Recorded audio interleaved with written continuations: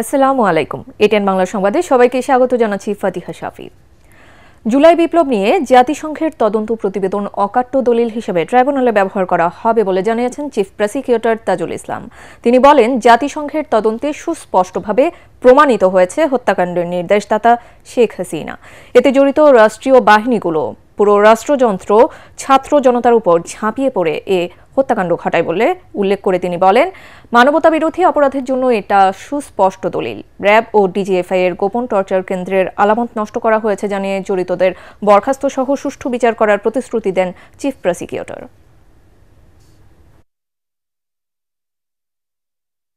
একটা পুরো রাষ্ট্রযন্ত্র একটা জনগোষ্ঠীকে ওয়াইড স্প্রেড এবং সিস্টেম্যাটিক পদ্ধতিতে তাদের উপরে ঝাঁপিয়ে পড়েছিল তাদেরকে নিশ্চিহ্ন করার জন্য। এইটা মানবতা বিরোধী অপরাধের পক্ষে একটা সুস্পষ্ট এবং অসম্ভব জোরালো একটা প্রমাণ। এই প্রমাণটি আন্তর্জাতিক অপরাধ ট্রাইব্যুনালের তদন্ত সংস্থার মাধ্যমে একটা এভিডেন্স হিসেবে ট্রাইব্যুনালে আসবে এবং যেহেতু জাতিসংঘ এটি, সুতরাং এটা অকাট্য দলিল প্রমাণ হিসাবে এই আদালতে ব্যবহার করা যাবে। র্যাব বিলুপ্তি, বিজিবিকে সীমান্তে রাখা সহ জাতিসংঘের সুপারিশের বিষয়ে আলোচনা করে সিদ্ধান্ত নেওয়া হবে বলে জানিয়েছেন স্বরাষ্ট্র উপদেষ্টা জাহাঙ্গীর আলম চৌধুরী। বিদেশি নাগরিকদের জন্য অন অ্যারাইভাল ট্রানজিট ভিসা আবেদনের জন্য অনলাইন অ্যাপস উদ্বোধন করে তিনি একথা বলেন। পাসপোর্ট ভেরিফিকেশন সহজীকরণ ও আবেদনকারীদের জটিলতা নিরসনে 999 কার্যক্রম উদ্বোধন করেন উপদেষ্টা।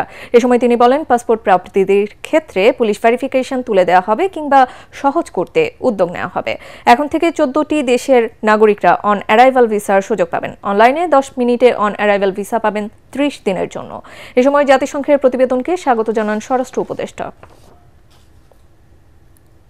এইটার অবস্থানটা হলো, এটা তো একটা প্রস্তাব তাদের দিছে, আমরা সবাই বসবো, বসার পরে যে আমাদের ডিসিশন এটা জানাবো। বাট আমরা তো এই যে তাদের এই ইনকোয়ারিটা আমরা তো সবাই তো স্বাগতম জানিয়েছি। এটা আমরা তো এটা সবাই আমাকে সরকারের পক্ষ থেকে তো তাদের এটা ওয়েলকাম করা হয়েছে, তারা একটা ভালো কাজ করছে।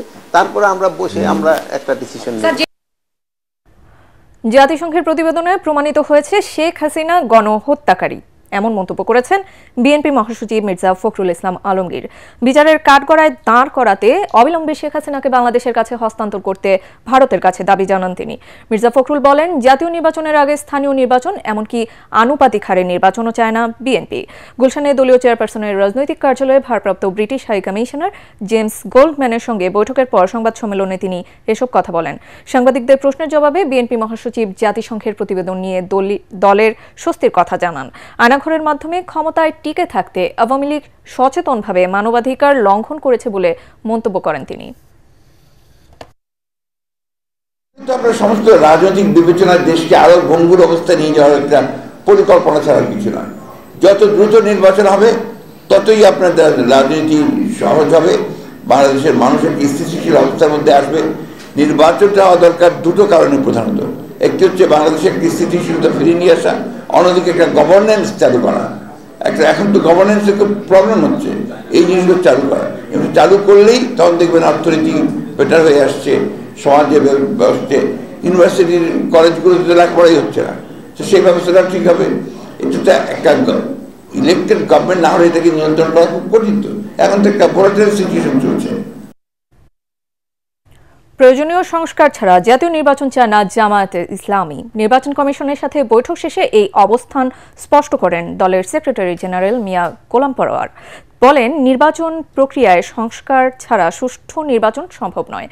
একই সাথে সংসদের আগে স্থানীয় নির্বাচন আয়োজনের পক্ষে দলের অবস্থান তুলে ধরেন তিনি। No election without reform. আমাদের পরিপূর্ণভাবে অন্তত নির্বাচনী প্রক্রিয়ার সঙ্গে যে সমস্ত অর্গান এবং বিভাগগুলো রাষ্ট্রের জড়িত সেগুলোকে সংস্কার করেই জাতীয় সংসদে নির্বাচন করতে হবে। তা না হলে এই নির্বাচন নিরপেক্ষ হবে না, অবাধ হবে না। পূর্বের যে 3টা নির্বাচনে জনগণ ভোট দিতে পারে নাই, সেই নির্বাচনেরই পুনরাবৃত্তি ঘটবে। সন্ত্রাসী হামলায় আহত হয়ে মারা যাওয়া বৈষম্য বিরোধী ছাত্র আন্দোলনের কর্মী আবুল কাশেমের আরেক দফা জানাজা হলো গাজীপুরে। বেলা 11:30টার দিকে মহানগরীর রাজবাড়ী মাঠে তার জানাজা অনুষ্ঠিত হয়। এ সময় কাশেম হত্যার বিচার ও আওয়ামী লীগকে নিষিদ্ধ করার দাবি জানান শিক্ষার্থী ও বিভিন্ন রাজনৈতিক দলের নেতারা। জানাজায় বৈষম্য বিরোধী ছাত্র আন্দোলনের নেতাকর্মী, সাধারণ শিক্ষার্থী ও বিভিন্ন রাজনৈতিক দলের নেতাকর্মীরা অংশ নেন। জানাজার আগে বিএনপি, জামায়াতে ইসলামী, ইসলামী আন্দোলন, ছাত্র অধিকার পরিষদ, হেফাজতে ইসলাম বাংলাদেশ সহ বিভিন্ন রাজনৈতিক দলের নেতাকর্মীরা বক্তব্য রাখেন।